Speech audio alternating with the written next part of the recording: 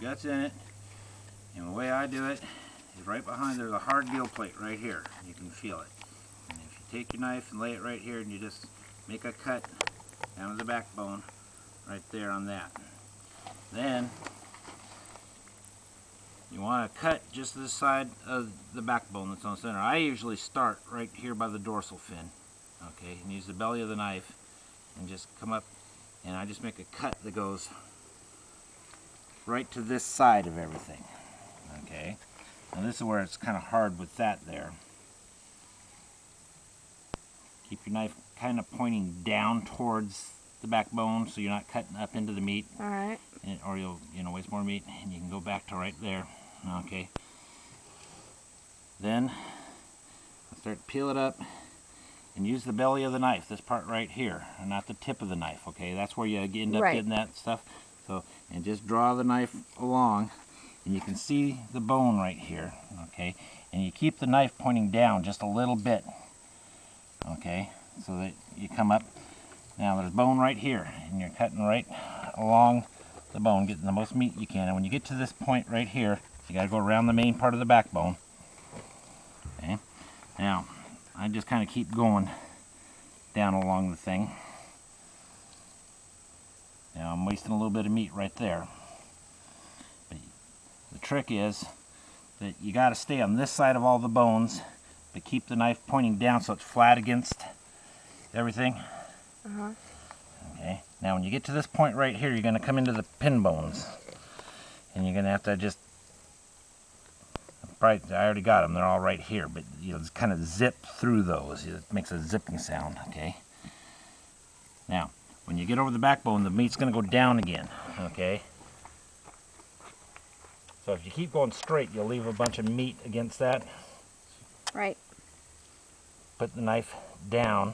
Okay, I go back about that far and I lay it right here so it comes out just on that side. Oh, cool. Okay. Swish. Right. And then you got it so you can see what's going on here a little bit better. Okay, now here's the bones right there. Yeah. Okay. Got it. Now, this is just my preferred thing. Before I cut that off, I do it on the other side. Otherwise you end up with this funny angle to do it. So you do the same thing here. Just go ahead and cut it down to the bone. Okay. Now you can start back here like I did before. Get it on this side. Now, I use those gloves. Right. Okay, and for two things. So you don't slice your hand like I just almost did there. Okay, and also because you can get a grip on the fish. It's not as slippery. Stabilize the fish. So you can stay on this side of the backbone again. Okay.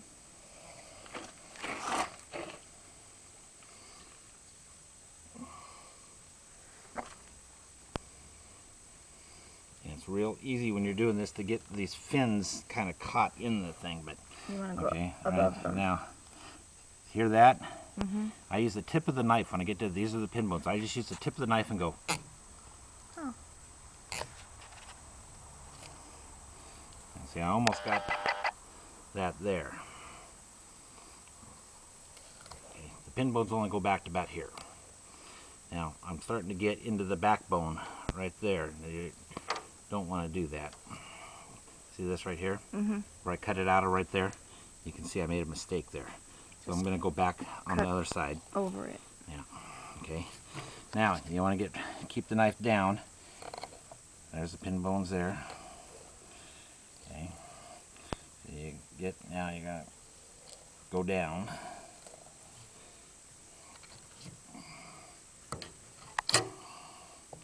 Keep the knife pointing down. So you go right along the bones there.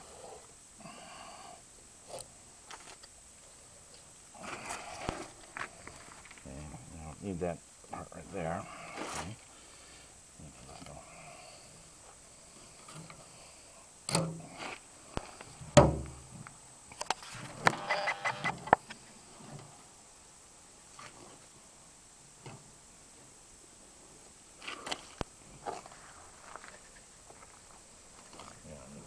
Belly in that one.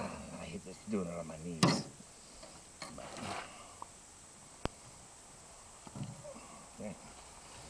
And there you're filleted. Now, if you want, you can just trim this out right here. This is all the belly. Now, I usually don't keep the bellies, but there's a lot of fat and good meat there, and a lot of people do. And so what I do is I keep that for halibut bait.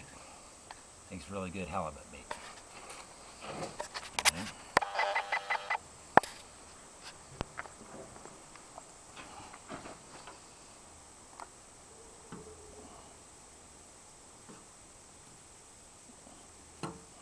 And then you can trim it up however you want. I kind of mangled it a little bit there. That's where I got around that bone there, but you can see I left a little bit of meat right there and a little bit there. It's hard to get around that part there. If you go too close to the back, if you're really good, you go right along there and get all that, but it's easy to get the bone in there. Okay, didn't really leave too much on there. So much better a job than I would have done. Okay, you know, and then if you want to just trim this up to make it look good, you know, before you serve it or whatever, you can take off all the parts you did, but... Like I'm gonna care. And that's the professional job right called there. a rockfish cut. Is that what it's called? That's what they call that. Not normal. Not the normal way that people usually clean salmon. No. Oh! Sorry, guys. Yay. All right. Okay, and then when you get whatever knife you get. Long thin blade. Well, it doesn't have. The thinner it is, the easier it is to keep it flexed down against the bone. Mm-hmm. Okay. Now they make short little ones. I don't like those, but they make really long ones. And for doing salmon, they're kind of tough to deal with. But the main thing is, you know, you want with a nice belly right there, because that's the part you do most of your cutting on. Hold it this way so you can see it. Okay. That's why a fillet knife is flexible and skinny to get in there and kind of get right around the bone. And you got a nice belly on it there, not a straight edge, so you can just kind of follow the bones with it. Okay. Okay. I guess we're done. Thank you. Yeah, unless you want to cut out the cheeks, salmon cheeks. If you get a bunch of salmon, that's good. Well, I only got the one little poor guy, so. Mm-hmm.